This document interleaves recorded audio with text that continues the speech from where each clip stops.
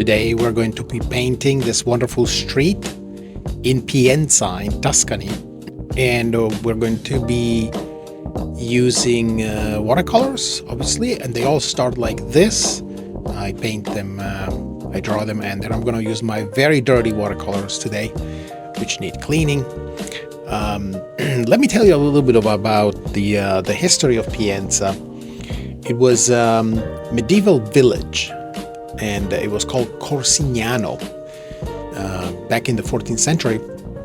And there was a very important pope that was born there, Pope Pius II, which was lovingly renamed the Party Pope, because he loved to throw lavish parties. And in fact, he didn't end up very well because people got fed up with all these parties.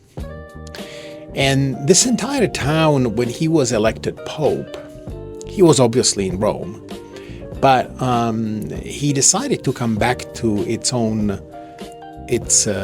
town and to basically remodel it completely and to make it his own party town where he would be living most of the times. And he hired this really important architect for that time. His name was Bernardo Rossellino, and he completely redesigned the town. So what you see today is actually the result of a design that a pope wanted for this town, and it's from the 14th century. There's a main square, a cathedral, the main church basically, and the whole thing revolves around one main street. And it's very well positioned because it's high on a hill, but at the same time it's very accessible. The road kind of goes up and down. It was considered throughout the centuries one of the earliest examples of urban planning in Europe. Because what happened is they actually planned this town, like I said, and there is historic evidence of how this was planned.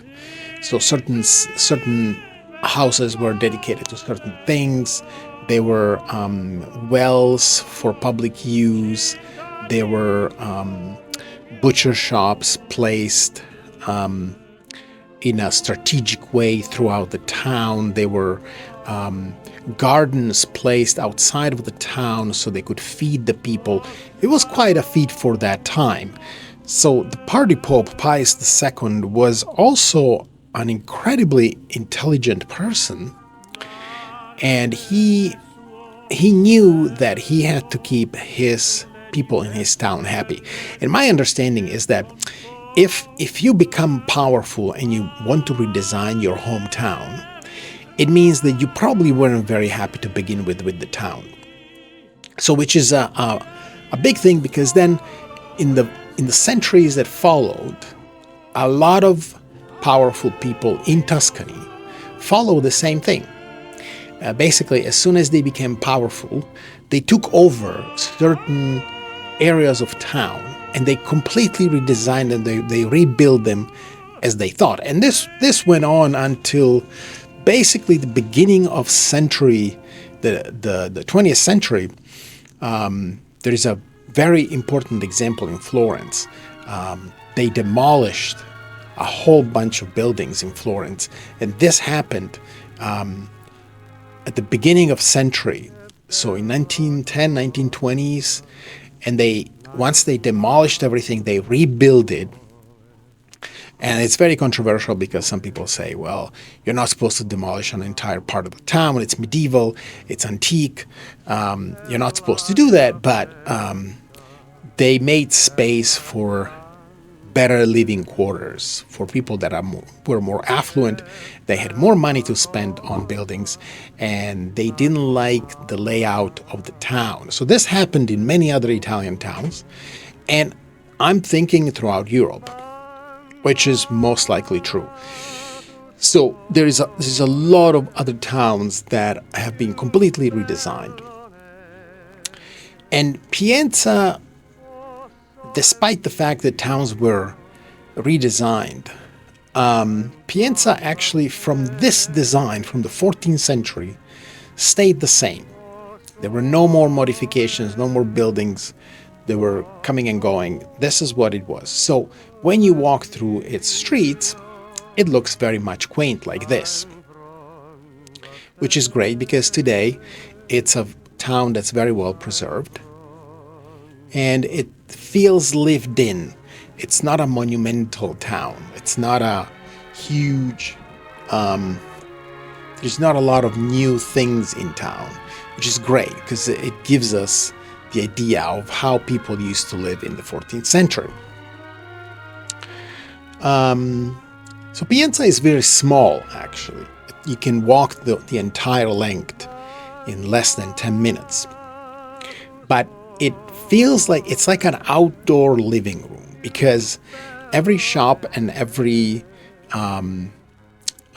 store that's in there, especially on the main street, if you walk through the main street, it really feels like these shops are basically going into the street. And it's not just cafes like this one with the umbrellas and everything that are in the street, but there's like other shops that sell, I don't know, like clothing or anything else really, or trinkets for tourists, memorabilia. They are in the street. So you're walking through the street and you feel like you are in somebody's house. And this is the feeling you get across Italy in many other towns.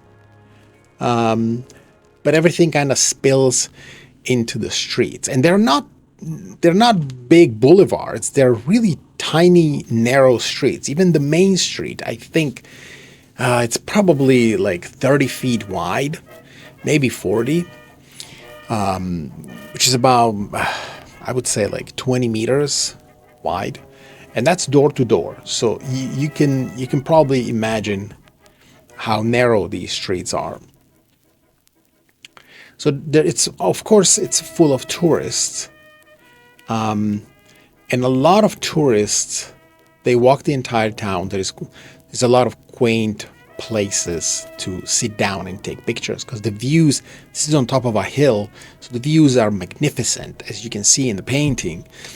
Behind there are some trees, and then there is landscape behind it, and you can spend hours there. Just look whatever is there. If you have a binocular, that would be fantastic. You could just look in the distance and every single little piece of landscape has something to offer. So you can literally spend hours there. Actually, that's something I would like to do. There is a lot of different cultures that come to the city because it's a very international, so sorry about the blur stuff in the painting. My hand sometimes will blur the camera. But these cafes that you see in this painting, they're quite something because you can literally sit in the street and people walk right by you and you're sipping a coffee or something. But there's people going back and forth and nobody seems to care. It's really a normal thing to do there.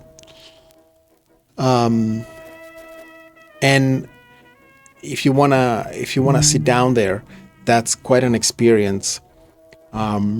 These umbrellas are there for a reason because in summer it's really hot. So underneath the umbrellas, you get a little bit of a sunshade, and it's very inviting, in my opinion, because if you just have a cafe with a door, that's a little less inviting. But if you see an umbrella with all these tables and people sitting outside, you want to sit down too, obviously. Well, here it is. So we painted this wonderful watercolor. Feel free to drop a comment or a like if you like it, obviously, or a dislike if you don't like it. But if you made it this far, I'm very honored to have you on my watercolor. And I have many others that I need to do this week, but I've taken a little bit of a break during the holidays. But I especially love this watercolor because it has a lot of perspective. And I'm an architectural painter. I really like architecture, so perspective is really my workhorse. I really like to do that. Thank you again, and hopefully you will visit Italy in Pienza soon. Take care.